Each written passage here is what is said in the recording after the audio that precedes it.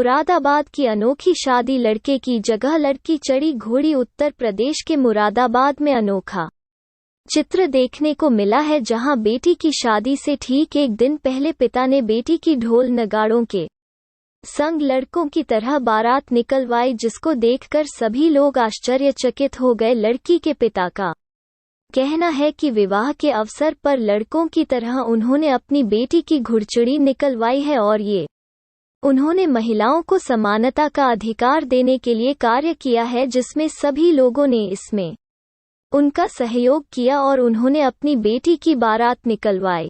दरअसल मुरादाबाद के रामगंगा विहार स्थित हिमगिरी कॉलोनी के रहने वाले राजेश शर्मा, जो अखिल भारतवर्षीय ब्राह्मण महासभा के प्रदेश महामंत्री हैं, उन्होंने महिलाओं को समानता का अधिकार देते हुए अपनी बेटी श्वेता भारद्वाज के विवाह के अवसर पर लड़कों की तरह अपनी बेटी की घुड़चड़ी निकाली। उनकी बेटी की कल शादी है। शादी से ठीक एक दिन पहले उन्होंने अपनी बेटी की जोर शोर से ढोल बैंड बाजों के साथ अपनी कॉलोनी से बारात निकलवाई, और ठीक वैसे ही जैसे पुरुष की शादी के दौरान बारात निकलती है, जिसको देखकर सभी लोग आश्चर्यचकित हो गए।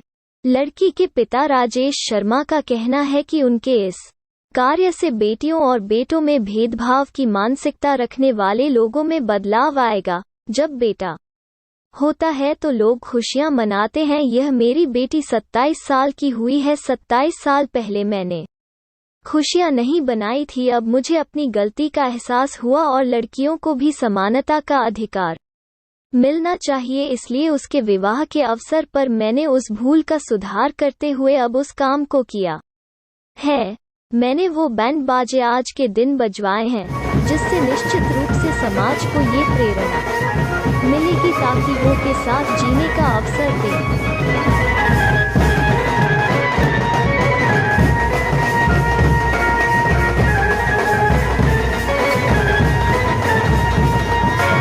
जी, आपने बिल्कुल ठीक पूछा। देखिए, आज समाज में जो रूढ़िवादिता है, उस रूढ़िवादिता को समाप्त करने के लिए मैंने विशेष रूप से अपनी भूल का सुधार किया है। अब वो कैसे किया है बताता हूँ आपको।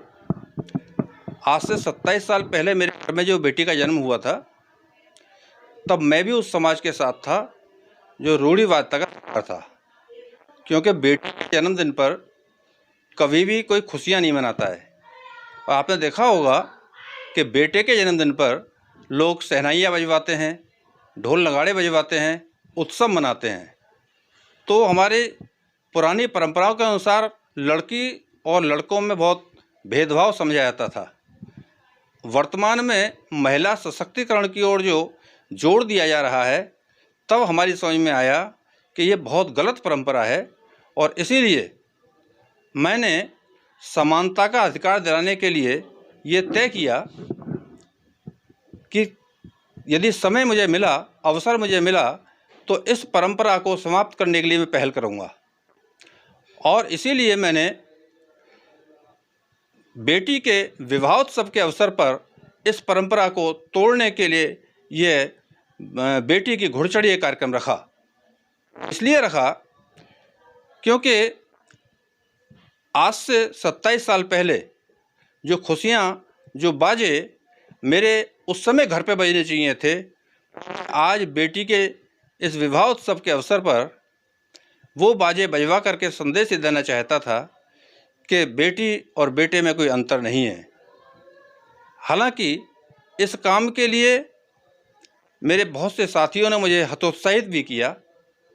मुझे बहुत से साथियों ने कहा ये नई परंपरा है, ऐसा नहीं करना चाहिए।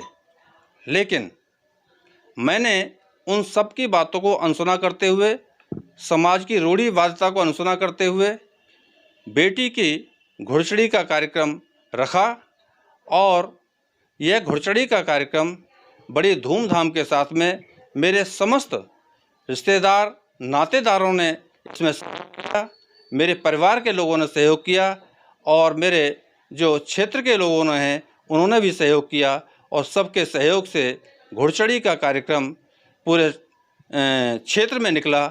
और क्षेत्र में निकलने के बाद में श्री अर्धनारीश्वर मंदिर पर जाने के बाद बेटी ने पूजा अर्चना की और वहाँ पर लोगों ने बेटी का फूल मालाओं से स्वागत किया और एक नया संदेश मेरी बेटी ने देने का प्रयास किया कि पूरा समाज बेटी और बेटे में अंतर न समझे, समानता का अधिकार बेटियों को मिलना चाहिए।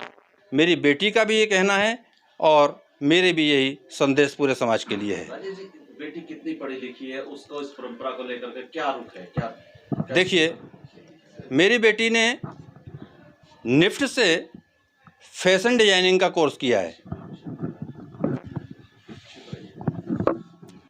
और फैशन डिजाइनिंग का बैचलर कोर्स करने के बाद उसने पक्का धागा नाम की अपना एक पूरा ग्रुप बनाया है और पक्का धागे के नाम से वो पूरे देश में काम करती है, अपने घर से काम करती है। तो उस बेटी ने कहा कि मैं एक फैशन की इंजीनियर बनने के बाद भी अगर समाज को कोई अच्छा संदेश नहीं दे पा रही हूँ तो फिर बाकी लोग क्या कर सकते हैं। इसलिए उसने मेरे सारे इस मिशन में पूरा सहयोग किया और बेटियों को समानता का अधिकार दिलाने के लिए उसकी पूरी सहयोगात्मक भूमिका रही।